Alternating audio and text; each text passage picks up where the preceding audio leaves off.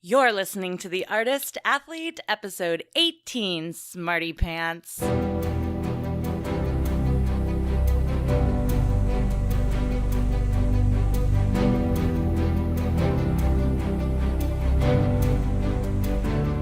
This podcast is dedicated to circus. It's a place for professionals in the industry to share their stories, viewpoints, and information, and a place for outsiders to learn about all the possibilities that this amazing art form has to offer.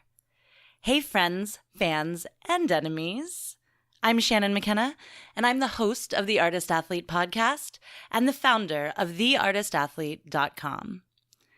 The podcast is paid for through contributions from listeners just like you.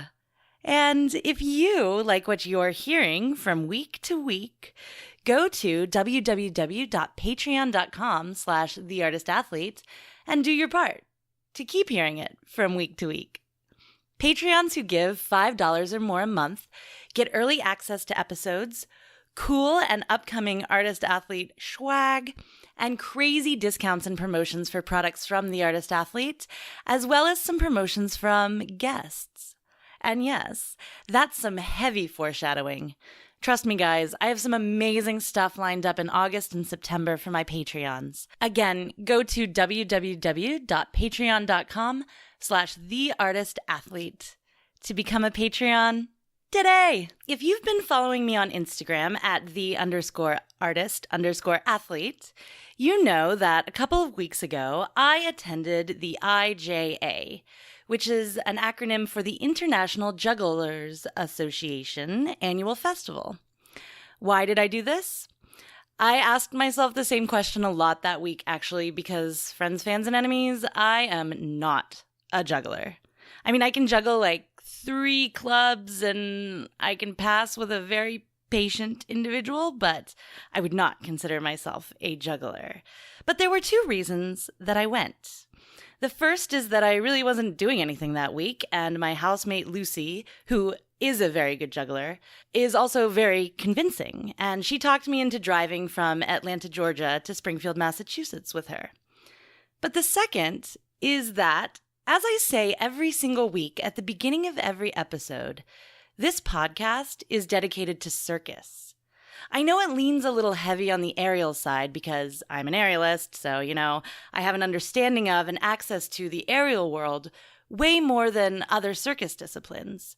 But it's super important to me to investigate circus not just as it's happening in aerial studios, but in tents, in arenas, on street corners, on the Playa in Burning Man, in warehouse spaces in Berlin, in the Tohu in Montreal, in Belgium, in Australia, and South Africa.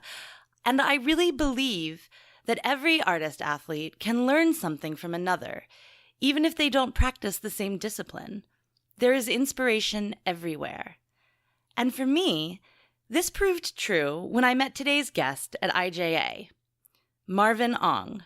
Marvin Ong started spinning poi on the playa at Burning Man and transitioned to juggling clubs when he saw a European artist using them as a form of flow. He bought 2, not 3, but 2 juggling clubs and traveled the world observing, learning, and incorporating different styles into his own. The result is a technique and a movement quality that is all his own. Here's my interview with Grandmaster Marvin Ong. Thank you so much for being my first guest who's not... I've had like aerialists and I've had contortionists, some physical therapists and other people, but I haven't had any jugglers or flow artists or anyone. So I'm super excited to have you on. Yeah, cool. Can you tell the people who you are and what you do, Marvin Ong? So my name's Marvin Ong. I grew up in Malaysia for 20 years, and I moved to the States when I was like 21. I lived in Los Angeles for about like 14 years, and I recently just relocated to Arizona. Yeah, and then I guess a big part of my life, the first half was like playing basketball for like 15 years, 7 days a week. Oh, wow. And then, I switched from that to kind of, I guess you'd call it prop manipulation or flow arts or juggling. So it really depends. Like I feel like which continent you're kind of like looking at it, and it kind of it, it's like a little bit different, but they're kind of the same, I guess. But yeah. So are there flow artists who are not jugglers? That's a pretty interesting question because I guess to keep it short, I guess flow arts started in America and it derives from Burning Man. Okay. And primarily when they started, they weren't really juggling. They were just spinning poi staff and hoops like around, and it's pretty fire heavy. So that's kind of like how it got its name. And it derives from Burning Man. It derives from the burner rave culture as well, and it's more movement and more dance. So that's kind of like how it started. But then the juggling, as you know, it's like centuries and centuries old, and it's pretty big in Europe and South America. So that's kind of like happening already. And if you go to Europe, I guess in more like southern, like more like France and Spain, their juggling is more like you can find more movement based where they like mix a lot of movement and dance and a little bit less numbers, but not all, but you'll find them. And so when all both these things were like happening at the same time, like I guess you have floor arts in America and like juggling in Europe, where it's kind of like French style. And I think the convergence kind of like started like happening in like 2012. It becomes like floor arts and juggling started like meshing and becoming sort of one. Yeah, I've had this like interesting kind of conversation in the aerial community about like what is circus and what is aerial dance, and then where does pole fit into Mm-hmm. aerial and all of that. So I thought it was super interesting that to see another discipline where these conversations are also happening. And something I really liked about your workshop is when you told that story about how you were kind of a flow artist and doing those kinds of things. And Mm-hmm. then you saw someone doing, was it, you saw someone doing fishtails? Right. So like I started from playing with glow sticks and getting into like poi, and then from poi I saw people kind of like did like club manipulation and fishtails, and that's kind of like where my journey started like to head off, and I kind of pursued it head on for like 5 to 6 years. I've traveled to like 20 something countries and just studying and learning more juggling and finding all the teachers possible and researching and interviewing people from circus schools, people not in circus schools, and people performing in Europe and South America and America. And yeah, and that's kind of like how I kind of like got into it. And then I guess you can say like I'm primarily a juggler, I guess. Yeah, for now, yeah. Would you say you're self-taught? Who are some of your biggest influences? It's like I don't think I'm self-taught. I've learned from a lot of people, like hundreds.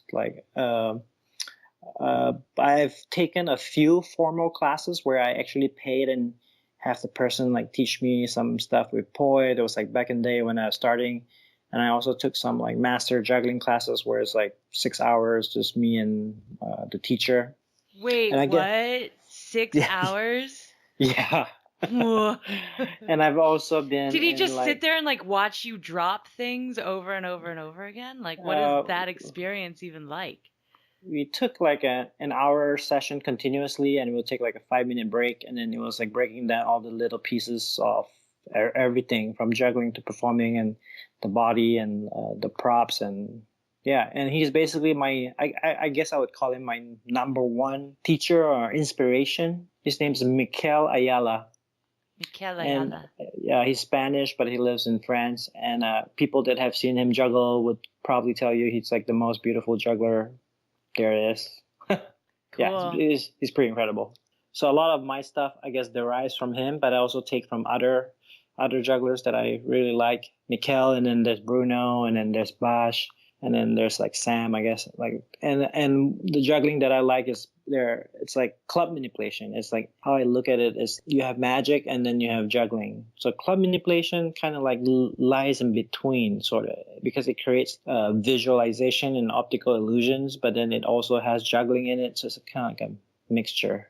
Can you explain something for me? Because so I think I already know the answer to this, but I want to Uh hear huh. somebody say it.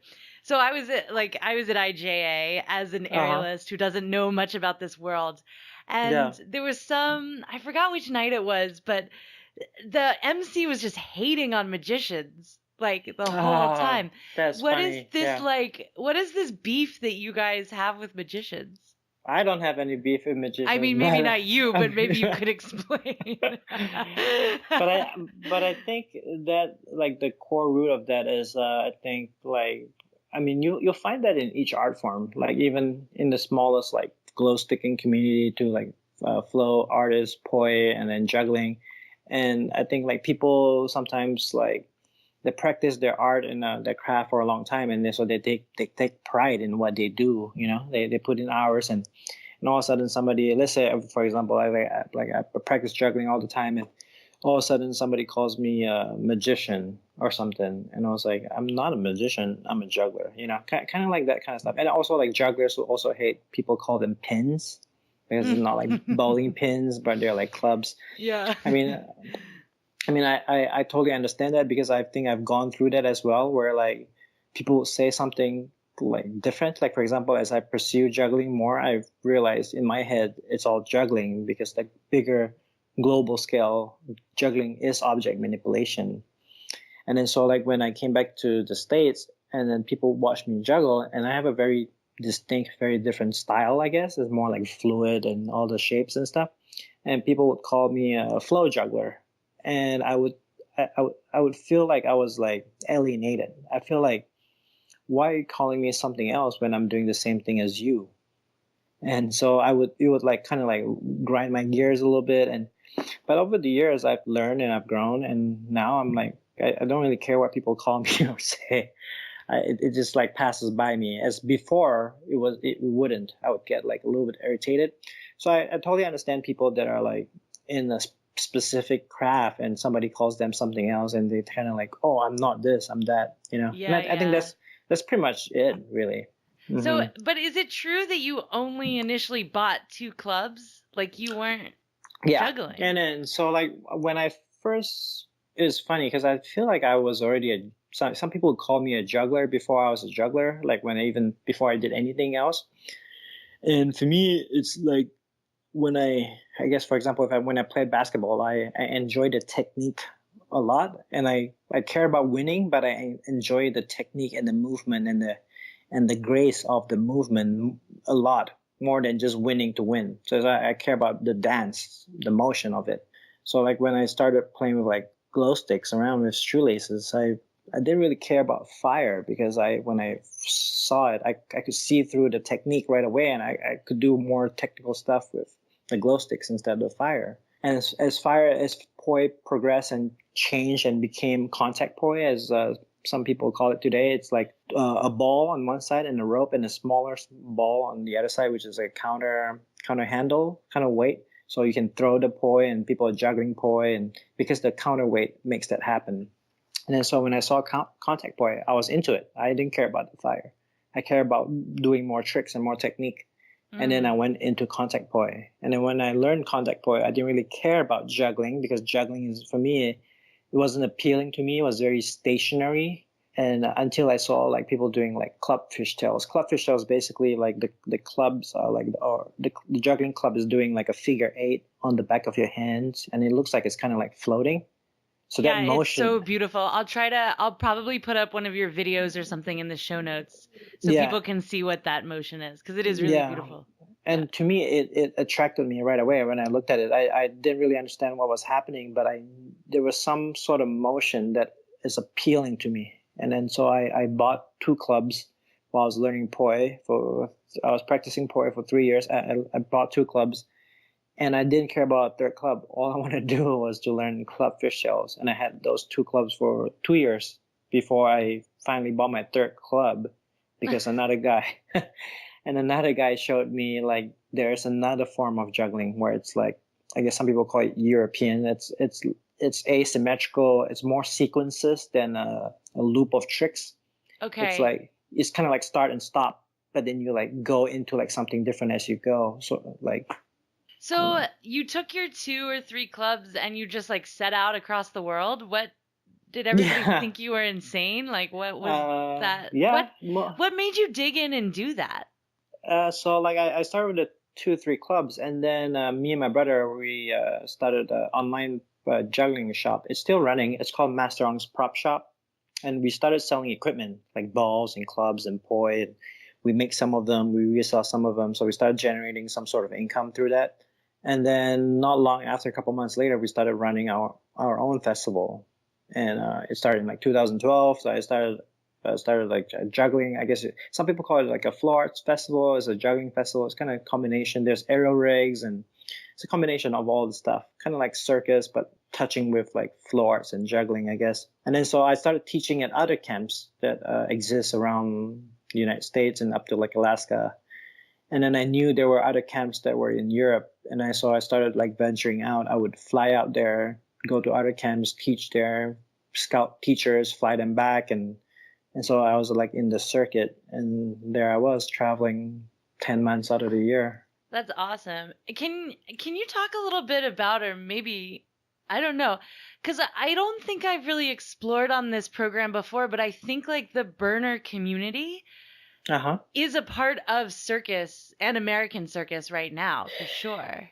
Yes, because I think a crucial time in 2012 is where like I feel like Burning Man kind of like exploded off its bubble, where it first kind of like sold out. The videos went viral, and thousands of people knew about it. And then the more people went, and more people saw fire spinning, and more people were exposed to like circus arts. I think aerial was exploding at the same time. There were like all these aerial schools, and so like it was before was just kind of like Burning Man, like a kind of like a underground subculture, but now it's more into like the mainstream world, I guess. Do you like performing?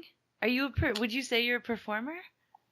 That's an interesting question. I think like every person has a different definition. For like somebody asks like, what does the word love means to you? You know, so the word performer to me, I don't define myself as a performer, because I feel like I don't do enough professional gigs to call myself a performer. Like I'm more like I'm definitely more of a teacher and a practitioner, and I do perform gigs here and there when it kind of like falls onto my lap, but I'm not like a street performer, or like, and I prefer to perform in like a kind of like a theater setting as well. And my performance, I don't speak, I don't do comedy as well. So yeah, you definitely live more in like, from what I saw of your performance, like the contemporary circus world, or this kind of like mesh movement and dance and circus disciplines, which I think you do see a lot more in Europe.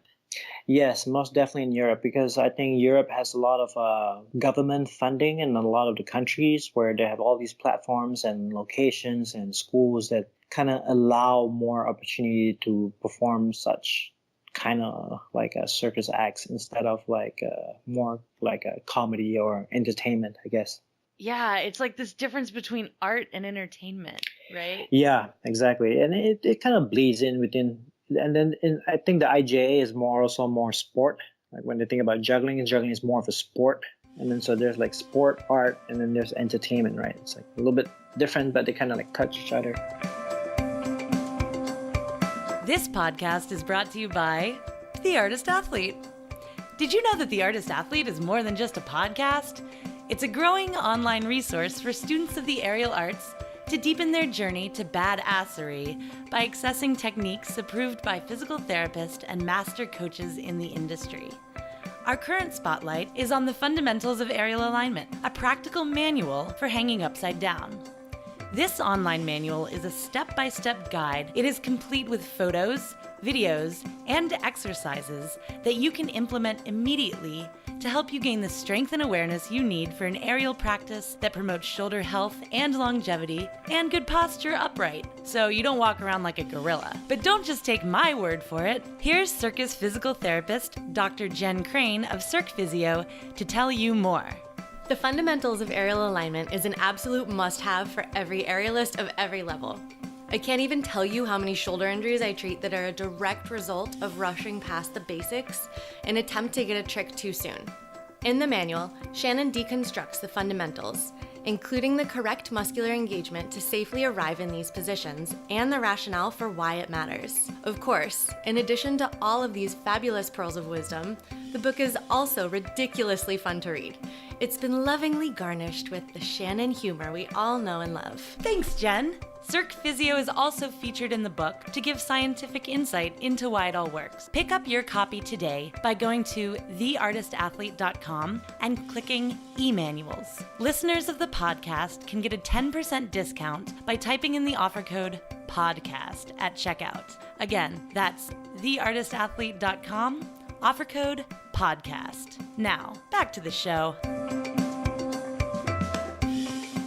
This was another really interesting thing. I feel like I'm just like decompressing to you about IJA right now. But because something that's happening in the aerial world right now is these competitions, and people are asking themselves, like, is this right? Does this belong here? So to see it being so accepted at IJA was really interesting to me. What is your thought about competition in juggling? In the beginning, when I started traveling to Europe for the first few times, I liked it more as a non-competition, and I was like, wow, it's like less competitive and it's more like invitation and like performance of the art. But I also see the pros in competition, because I feel like in competition, it's like if you win gold, if somebody who's a person that is not into circus, they understand that, oh, this person is the best. So like it has a status to kind of like apply to share to the outside world. Let's say if you're like the number one at something, even though you're like, because a person that doesn't juggle, he doesn't know how good you are, but he knows that you're number one. So I think the competition does has pros in it. Like I'm like, I kind of like lay in between. I don't see myself competing, and I also don't see myself. I know. I was about to say, unless there's like a fishtail division of the IJ. Yeah. So how do you start to say like this person is the best at this? You can, the only way you can do that is have the 10 people, I think, that are like masters in that category come and say, oh, that person has the most fluid style, and therefore that person is the best. But at that point, I feel like art form is not about being the best too, right? The art is just being able to do art, I think. Like it's self-expression. Mm-hmm. Did you study any dance or anything else to kind of help your movement quality? No, I think I just played basketball, so that had a little bit added to my body awareness and movement. But I think poi really helped a lot. When I first dove into poi, I was practicing like 3 to 4 hours a day. And I would only practice if there was a mirror. Without a mirror, I wouldn't practice. So the mirror really helps me kind of like align my body and planes and direction to keep it like in a really straight line. Not only the poi, but also my shoulders and my arms and the alignment of all that. So that really like kind of like gave me like more of like a movement base. So I've never really studied dance. A lot of people have asked me if I studied some kind of martial arts of that or dance, but I've never. And poi, I think, really helped with me, helped that for me. Wow, but you'd watch yourself in a mirror. Yeah, for hours every day, like 3 to 4 hours every day. I watch myself practice poi in a mirror, like every day. And like at the same time you're watching a poi ball. No. Yeah. I'm watching. At the same time, I'm looking in the mirror. I'm looking at myself spinning poi. So like I look at the poi movement, trying to like find the geometry in the poi, but also looking at all my arms, my legs, my shoulders, my body, and the pirouettes and the turns, and making sure they're all on point so that they're in time with the poi. So it's like harmonized. I just took that and moved it into juggling. And everything I do in juggling is kind of like almost like poi based, because I'm thinking about the shape and the harmonization of the shape with my body so that it's in sync and becoming one. And you find it more helpful to watch yourself in a mirror than to say video yourself? With poi, I did it with a mirror for some reason. I just kind of like, it was like a quicker feedback. And then when I juggle, I can't do that anymore, right? I can do some tricks, but when I go into like the more advanced tricks, I can't see myself in the mirror. So now I've been videoing myself ever since I started juggling, look at my form from there. Gotcha. Yeah. Do you ever have any interest in going for numbers? Like, are you trying to can you juggle 5 clubs or? I can juggle 5 clubs. I think my record is like 100 catches. Okay. And I can, but it's like very low on my priority, because I feel like maybe it's like 5%, maybe less of like my whole practice, because I feel like numbers for me, it's amazing. I mean, seeing the people doing all the crazy numbers, but for me, it's less connected to everything that I do. because I'm looking for the fluidity and movement and trying to express through that. And I feel like the numbers for me personally, it's hard to express. It's like almost like a letter. I can't compose a sentence with 5 clubs, at least for now. And I don't really have any like a visualization of seeing myself doing like a 5 club manipulation, like because like we took Michael Motion's workshop, and Michael Motion, I think some people would say it's like the pioneer of manipulation or pioneer of contact juggling. Some may even go as far as the father of flow arts, like the first person that kind of like pushed away from numbers juggling and kind of like going the opposite direction, looking just like at one object. Yeah, for sure. Michael Motion, for those of you who don't know who are listening, is probably most famous as being the hands of David Bowie in the Labyrinth when he's like holding that crystal ball and he's moving it around. Michael Motion developed all of the technique for that. Yeah. Or he's one of the one of the people who is credited as the pioneer of that. So anyway. So like I think each person likes different things. It's interesting, and I feel like I'm attracted to the fluidity and movement base with the props. So like I'm always trying to figure out how can I dive deeper into that position. I do practice 5 clubs here and there, but it's kind of like just for, I guess, I don't know, is it for fun? I don't know. And then I've noticed at conventions, I've noticed like I barely can go past 3 clubs. I mainly work on 1, 2, and 3, and it's kind of hard to go past that. It kind of almost feels like, I don't know if you have this in juggling, but there are some things that I feel like as an aerial artist, I just have to know how to do. Even if I don't find them that interesting to do, I'm just like, no, I gotta, agree. You know what I mean? Like you just kind of have to like have sure. that level so people have the respect, and then you can go for sure. and do your thing. 5 clubs is definitely that kind of thing. It's like if you're juggling, you kind of want to have like 5 clubs under your belt. It's kind of like a I don't know, like a staple standards. I feel like even if you juggle outside in the outside world, if you juggle 3 or 4, it's okay. But then when you juggle 5, people are like, whoa, it's 5. Yeah, for sure. Yeah. So I lived at the Vulcan for a minute when I was in cool. Oakland. Yeah. When was that? I lived there in 2000 and I was just trying to do the math on this today. I want to say 2015, 2014. Okay. Yeah, I was right next to Prop Box. So I was like Unit 3, I think. Yeah, so that's kind of like the core of flow arts, the Vulcan. Yeah, that's kind of like where it all began with flow toys and in the early 2000s, I believe. Yeah. Yeah, I would like wake up at night to people like throwing things against the wall in frustration and juggling and dropping things. Yeah, for sure.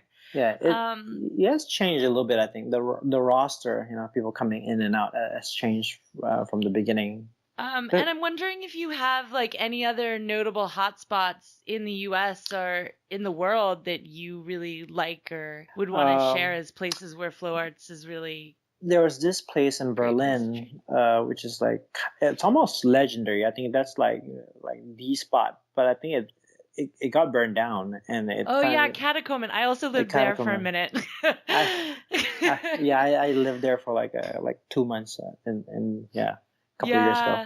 Oh, it did burn down. Actually, I had a couple of fabrics. I left them there for a friend. And I wrote her one day. It was like, hey, I'm coming back to Berlin soon. Like, do you still have my aerial fabrics? She was like, the whole place burned down. And I was like, no.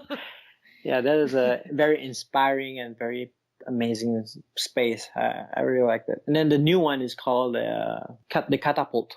It's in Berlin. Oh, Catapult. It's a little bit with a K, and it's a little bit further out from the city. I think it's like 40 minutes away. Okay. By train, and I got to like check it out last year when I was passing by. Where did you go in France? In France, the 104 is the most popular spot. It's a museum. It's called Les Enquêtes. It's in the middle of the city. It's an art installation museum. It's really big, and you can. 7 days a week. There's people training there. Hundreds of like mostly dancers, and it'll be like a dozen jugglers and there's people train there when it opens till it closes. It's crazy. It's like wow. That place is awesome. And then they sell this pizza right outside. It's so Nice. good. So That sounds 104. so beautiful, though. I'm just picturing like a big room with art Yeah, and just yeah. people moving inside Yeah, of it. yeah, every day. And you can Wow. even like YouTube and look it up. Just Google Paris 104 and you'll see some videos, I'm sure. There's a really, yeah, Paris 104. And there's this guy, his name is Bash. He's like a very strong, he's one of my, I guess, teachers and inspiration, like French jugglers, like very French.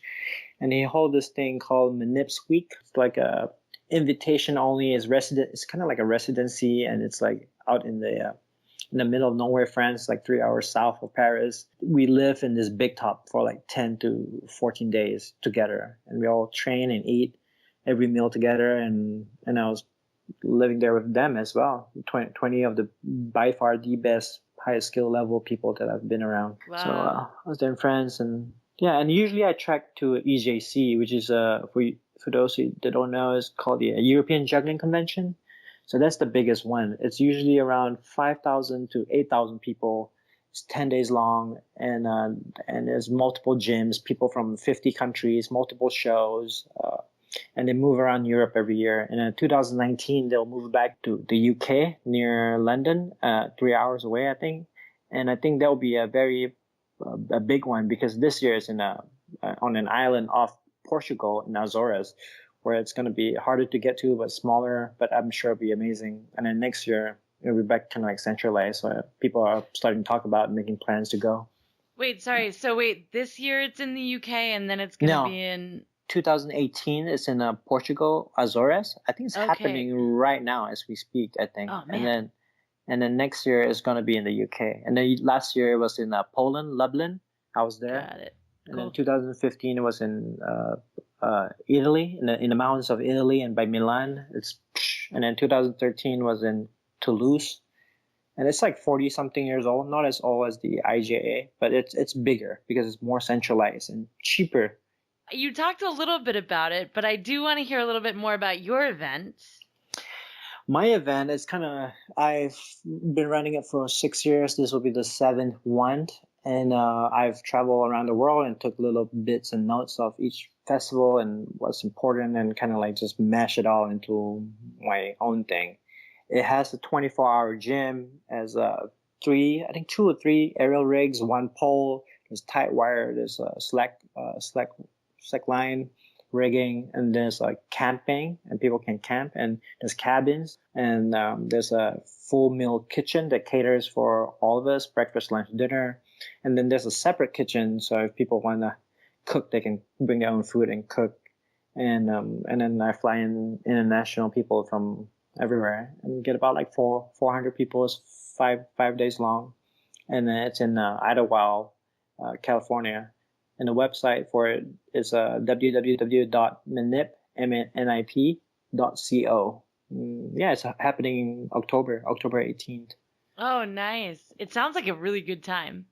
Yeah, we have really special people that come and all over. It's very like a more modern manipulation kind of like style of juggling. There's some numbers, but a lot of like more like 3 staff, 3 hoops, 3 poi, 3 clubs, a lot of manipulation. There's surreal and aerials going all over. I have one more question for you, Marvin. Mm-hmm. And that is a question that I ask all of my guests. What advice would you give yourself at the beginning of your career? What advice would I give myself? Yeah. I would tell myself not that I didn't, but to appreciate like the moment, like to appreciate the beginning when you're just a beginner and you're learning and you're starting to go to a few places here and there, and you'll never get that same rush, but it's important to kind of always have that mindset, I guess. Do you not get that rush anymore? I do, I feel, but it doesn't come as often. I have to like practice and then kind of like find little gems here and there, and then that kind of like gets the spark going, but it doesn't come as quick as before. Oh, I see what you're talking, like new discoveries when you're working and you're like, oh, I could do this way or this way. Yeah. Yeah. That's true. Because when you're a beginner, everything's new. Yeah, everything's new, and every single movement you're just like blown away by yourself. Yeah. That's awesome. Yeah, everyone should be blown away by everything they do all the time. Yeah, totally. That's good advice. Sweet. Well, thank you so much for talking today, Marvin. I Yeah, of really course. appreciate it. Yeah. We'll put your website up and information to manipulation if people are interested in checking that out. Yeah, or I guess I'm like most active on Instagram right now. I guess is where I post the most stuff. Yeah. Grandmaster Ong. Yeah, Grandmaster Ong. Well, have a good rest of your day in Arizona. Stay cool. All right. That was my interview with Grandmaster Marvin Ong. I think to really appreciate kind of my breakdown, it's super important to see Marvin's work. So if you go to youtube.com and just search for Marvin, Marvin, Marvin Ong, O-N-G, or on Instagram, he's Grandmaster Ong, and take a minute to watch some of his videos, you'll start to see what I'm talking about. He's not your typical juggler. He doesn't stand in one place and juggle 7 clubs. He's not throwing chainsaws in the air. He has 3, usually, juggling clubs, and he's doing very simple things. Well, they seem simple. But actually, as you heard in the interview, he's taken years to develop some of those techniques. And what I think any artist-athlete, regardless of your discipline, can take away from this is that it's nice, maybe even important, maybe even vital, let's say vital, to find the obsession within your obsession. What do I mean by that? Well, us circus artists, we have our specific disciplines, and these disciplines become obsessions. Marvin is a flow artist. I'm a straps artist. You might be obsessed with sear wheel or aerial silks or partner acrobatics. But what, within your chosen obsession, do you love to do or see the most? What movements does your body love to make? Do you love spinning fast or dynamic bursts of energy or doing the splits? Once you discover and lean into the obsession within your obsession, you start to create tricks and movement patterns that are unique to you. And these obsessions, they don't tend to yield results instantly.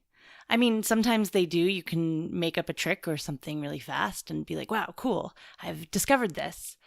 But you're also allowed to take months. Sometimes they require years to really study these specific concepts or skills or way of moving.